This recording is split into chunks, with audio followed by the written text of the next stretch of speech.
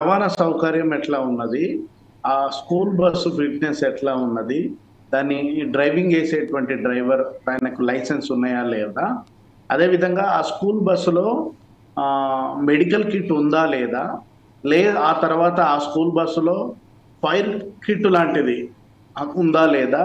అసలు విద్యార్థులు వెళ్ళడానికి అనువుగా ఉందా? లేదా? ఆ సీట్లు చాలా స్టాండర్డ్‌గా ఉన్నాయా? లేవా? అనేటువంటిది మొత్తం ఆరా తీసిన తర్వాత అంటే ఒక స్కూల్‌కి పర్మిషన్ ఇచ్చే క్రమంలో భాగంగా అంటే స్కూల్‌లో డీఈఓ గాని, ఎంఈఓ గాని వీళ్ళు చాలా జెన్యూన్‌గా ఉండాలంటున్నాం సార్. పారదర్శకంగా ఉంటే ఇవన్నీ గూడా బయట పడతాయి.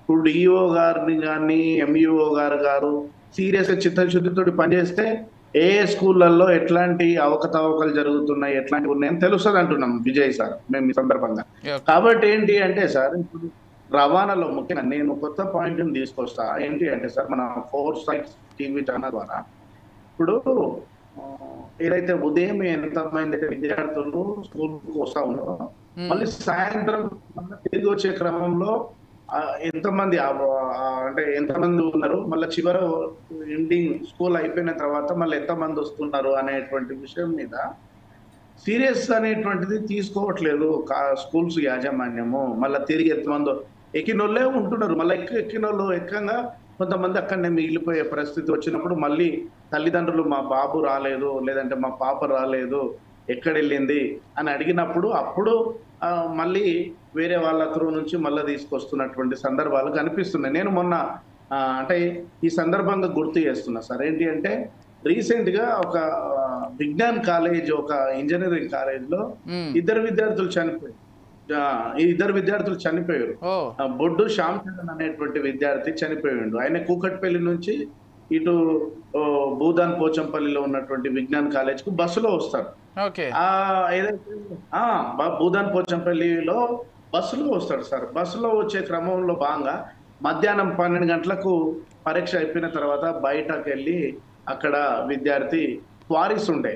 అంటే కాలేజ్ తప్పిదం వల్ల అక్కడ ఏమాత్రం సెక్యూరిటీ లేకపోవడం వల్ల వాళ్ళు బయటికెళ్ళి అంటే బయట మరణించిన సందర్భాలు గమనిస్తా ఉన్నాయి. మళ్ళీ కాలేజ్ బస్ ఇంటికి వెళ్ళే సమయంలో అసలు ఎంతమంది వచ్చిర్రు, ఎంతమంది బస్ ఎక్కలేదు, కనీసం గూడా బాధ్యత లేకుండా ఆ కాలేజ్ యాజమాన్యం నిర్లక్ష్యంతోటి ఉన్నారనమాట. ఇట్లా చాలా స్కూల్స్‌లలో కూడా ఇట్లనే జరుగుతుంది సార్. ఏంటి అంటే సార్ బస్సు స్టార్టింగ్ ఏదైతే వచ్చారో ఎండింగ్ కూడా ఒక సీరియస్ అనేటువంటిది యాజమాన్యాలకు ఉండట్లేదు కాబట్టి ఖచ్చితంగా సార్ నేను ఈ సందర్భంగా మన విద్యా సంస్థ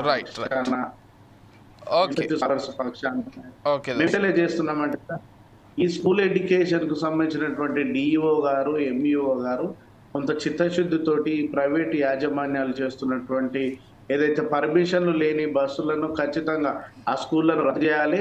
ముఖ్యంగా ఆ స్కూల్లో కూడా ఫైర్ స్టేషన్ లాంటివి ఉండాలి, క్వాలిఫైడ్ బీఈడీ టీచర్స్ ఉండాలి. అట్లనే అందులో మినిమం అక్కడ వాటర్ ఫెసిలిటీస్ కానీ ఇంతకుముందు మన దేవానందం సార్ చెప్పినట్టు కొన్ని ఏదైతే స్కూల్ నడిపించడానికి ఏవైతే మౌలిక సూత్రాలు ఏవైతే ఉంటాయో అవి లేకుండా స్కూల్ని నడిపిస్తే ఖచ్చితంగా వాటి మీద చర్యలు తీసుకోవాలని చెప్పేసి మేము మా సంఘం తరపున డిమాండ్ చేస్తున్నాం sir. Right. Thank you Darshan గారు.